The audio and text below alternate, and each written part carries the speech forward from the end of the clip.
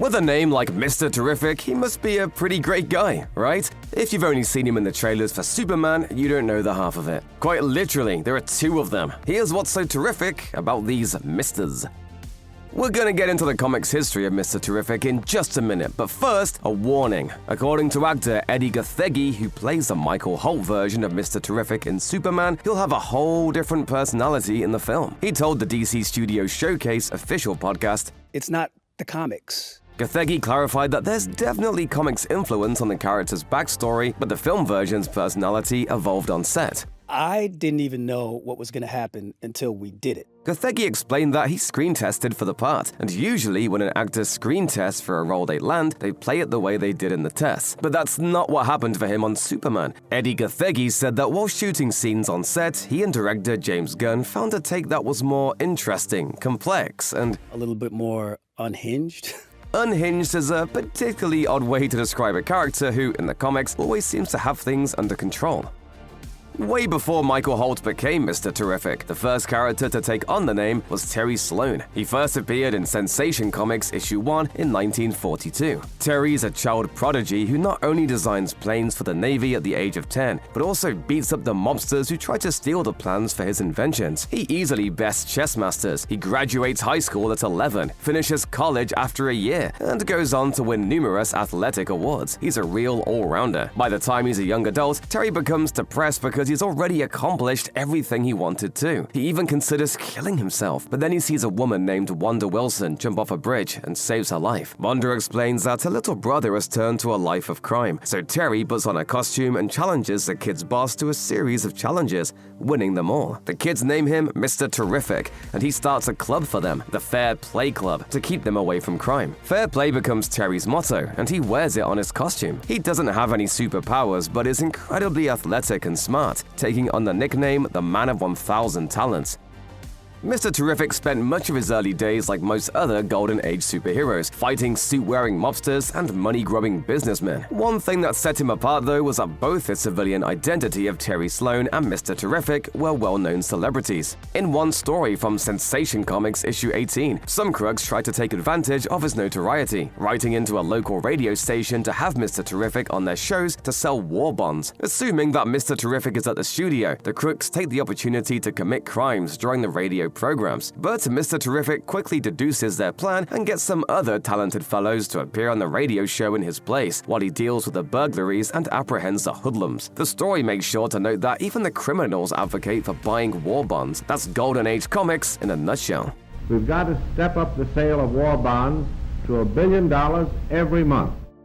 Mr. Terrific didn't appear in all that many original Justice Society of America comics. The most notable one is probably in All-Star Comics issue 24, where he helps convince a young man to fight in World War II. Yeah, it was the 40s, what can we say? He was retroactively made a more active member of the team in later comics, such as when the post-retirement Justice Society reappeared in 1965's Justice League of America issue 37. The group that included Mr. Terrific would appear in a few more Justice League stories in the following years. Mr. Terrific was also a JSA member in the two-issue 1999 revival of All-Star Comics. In 1981, DC launched a flashback comic about a different 1940s super team called All-Star Squadron, which gets drafted into service by President Franklin Roosevelt. Mr. Terrific wasn't in every issue, or even most of them, but he did appear in a handful as a member of the team. During the Golden Age, Mr. Terrific didn't just fight guys in suits. In a full-on wild story from Sensation Comics issue 28, police officers in the year 7532 AD bring the masked hero to the future using a time beam. They hope that he can stop a would-be tyrant named Black Barracks. Mr. Terrific beats him in a sword fight and threatens his lair by creating a volcanic crater with a stick of dynamite. A bold move! Black Barracks relents and Mr. Terrific is sent back to his time. That's the only time the original Black Barracks appears, but he'll return in another form and become important again later. The other arch-nemesis of the Terry Sloan Mr. Terrific was a retroactive creation, Spirit King, who could take on a spectral form and inhabit people's bodies. He didn't actually appear until Justice League issue 171 in 1979. That story makes it so that Spirit King was one of Mr. Terrific's old perennial enemies. Mr. Terrific finds him stealing some equipment from a university lab and tracks him to the Justice League's satellite. The reason Mr. Terrific found Spirit King on the campus of Gateway University was because he had retired and started teaching there. But encountering his old villain led him to put his costume back on, travel to the satellite, and ask the Justice League and Justice Society, who were at their annual joint meeting, for help. Unfortunately, before the Justice League can discover where Spirit King is, Terry gets strangled to death. Spirit King had inhabited the body of Jay Garrick, the Golden Age Flash, and killed him in secret. Even worse, Spirit King gets away and the JSA has to chase after him. Even though he remained dead throughout various DC reboots and changes over the following decades, the Terry Sloan Mr. Terrific did make a few more appearances. He appears as a spirit to the new Starman in Starman issue 37 from 1997 and meets a group of heroes, along with some other fallen friends at the Gates of Heaven during the Day of Judgment event from 1999. The Spectre number 54 from 1997 introduces Michael Holt, another super genius and incredibly gifted athlete. Later comics would reveal his various accomplishments, like reading every major theoretical physics book by the age of 6. He has 14 PhDs. He's a self-made millionaire, an Olympic decathlete, and the third smartest person in the world. So yeah, we get it, he's done a lot. He's smart enough to do monitor duty and the Sunday Times crossword at the same time. Go ahead, Jean. I'm already finished with the crossword. Like Sloan, he's also pretty over being alive, but not because of boredom. He's grieving the recent deaths of his brother and pregnant wife. After the Spectre saves Michael from a threat from some young gang members, the Spectre tells him about how he reminds him of the original Mr. Terrific. Spectre also tells Michael a story about the Spirit King taking over the body of Dr. Fate and creating a zombie version of Terry Sloan. But Terry's actual spirit stepped in to help save the day. Just a regular, uplifting anecdote. Ultimately, the Spectre makes an appeal for Michael to become the new Mr. Terrific, and he accepts, initially wearing sunglasses and a jacket with fair play on the back. It took a while for Michael Holt's Mr. Terrific to find his place, but he eventually found it in the reformed Justice Society. With a new look that includes a T on his face and a jacket that says Fair Play on the sleeves, he tracked the team down in JSA issue 5. He becomes a regular in the book by issue 11, and in those appearances, it's established that Michael is constantly surrounded by T-spheres, small floating orbs that he can use to attack enemies, project images, hack systems, even help him fly. What does fair play mean to you? Fair play, I'm going to answer as Mr. Terrific, sharing my tech with the world.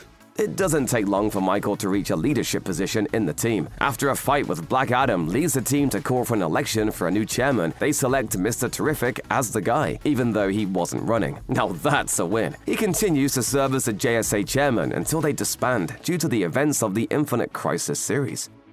In one key JSA story, the two Mr. Terrifics finally meet. Also, Black Barracks comes back in a much different form. In JSA issue 41, a far more robotic-looking Black Barracks arrives in the present in a giant ship full of attack drones. Lightning from Captain Marvel and Black Adam sends Barracks' ship with Mr. Terrific and Hawkgirl inside back to 1944, where Terry Sloan is shaking down a low-level thug for information. Terry makes his way inside the ship, where he meets Michael and Hawkgirl. He matter-of-factly observes that they're from the future and comes up with a plan to stop Barracks. Upon deducing that Barracks must be his descendant, Terry threatens to shoot himself and wipe him from existence. Michael stops him, leading to a brief fight. Terry eventually retrieves the gun, and Barracks leaves, promising to return. Afterward, Terry reveals that the gun was never loaded. They team up once again in the story Past Mistakes, in which the old and new JSA teams meet up across time to take down longtime villain Degaton.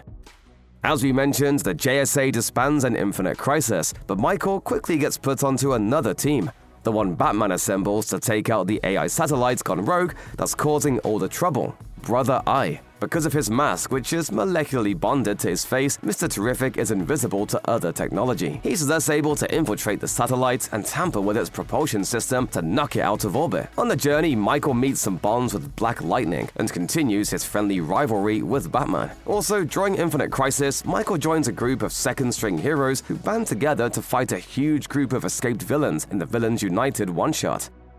In the aftermath of Infinite Crisis, the DC Universe skips ahead 1 year. The Justice Society reforms, and Mr. Terrific returns as a member, but he gives up the chairmanship, with Power Girl instead leading the team. That's probably because he's busy with his new gig with the United Nations Security Council's intelligence agency, Checkmate. There's a lot of intrigue built into Checkmate. Like a chessboard, it has two competing sides, white and black, though they're both mostly working toward the same ends. Mr. Terrific begins the series as one of the white bishops, but when the white king, Alan Scott, has to resign, Michael takes over. That puts a strain on his secret relationship with Sasha Bordeaux, the Black Queen. Their relationship carries on though, until Sasha sacrifices herself in an attempt to stop Darkseid in the final Crisis event.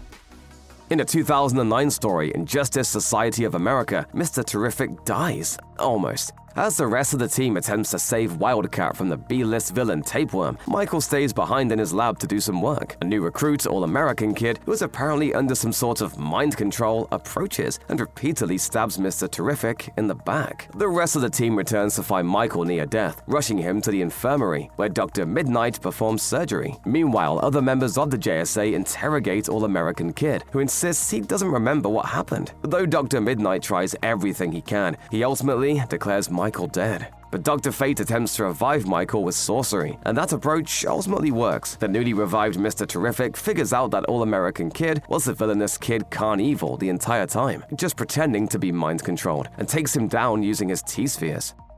Just before the DC Universe got completely rebooted in 2011, Terry came back one more time, but not to do much good. In the Blackest Night event, dozens of heroes who died get revived by the villain Necron as Black Lanterns, zombies with superpowers. Terry is one of those revived heroes, and he makes his presence known in the Blackest Night JSA tie-in series. As Michael attempts to create a light energy to counteract the powers of the Black Lanterns, he realizes that Terry will likely figure out what he's doing. Just then, Terry and other former JSA members arrive at Star Labs. Perhaps disappointingly, there's no actual showdown between the two Mr. Terrifics. Michael's too hard at work finishing his energy source, which does manage to take down a zombified Golden Age Superman, who, yes, is different from regular Superman. Eventually, most of the other Black Lanterns get neutralized by the arriving White Lanterns. Some of the Black Lanterns are restored to life, but by all indications, Terry simply goes back to being peacefully dead.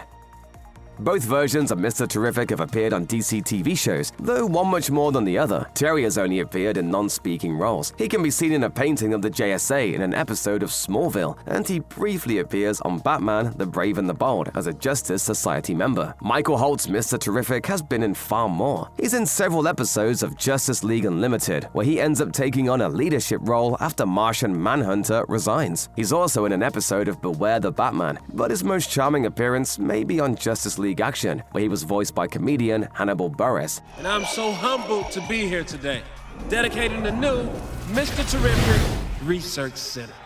A version of Mr. Terrific, played by Echo Kellum, also started appearing on Arrow in its 4th season, but his name is Curtis Holt rather than Michael. He was inspired to take on the name and fair play motto of his favorite pro wrestler, Terry Sloan, who was mentioned but never seen. He also has 2 T-spheres.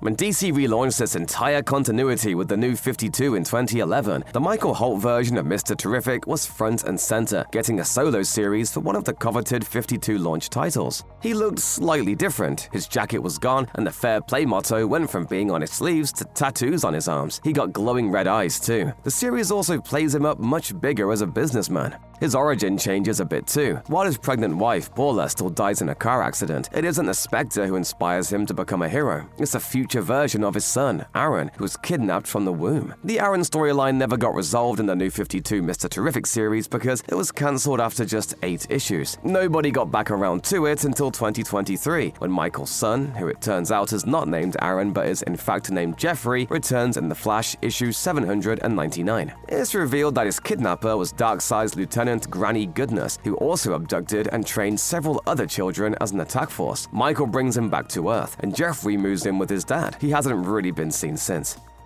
One storyline that does get resolved in the 2011 Mr. Terrific series involves rival businesswoman Karen Starr, with whom Michael is in a casual romantic relationship. He eventually learns that Starr has been secretly stealing technology from Holt Industries to build a quantum tunnel. When Michael tries to revoke her access to his company, Michael gets pulled into the tunnel and finds himself in an alternate universe. Michael would thus spend much of 2012 through 2015 on Earth 2, a world with lots of versions of DC characters that were either unlike their New 52 counterparts or didn't have New 52 versions at all, like the original Green Lantern, Alan Scott. In a roundabout way, the 34-issue series and its 26-issue follow-up, Earth 2 World's End, gave the New 52 a version of a Justice Society when it didn't have one. Michael eventually escapes Earth 2 and comes back to the prime DC Universe Earth in Dark Days, The Forge, where he once again has his pre-New 52 look with the jacket. That jacket, to me, is part of what makes that jacket's character. fire.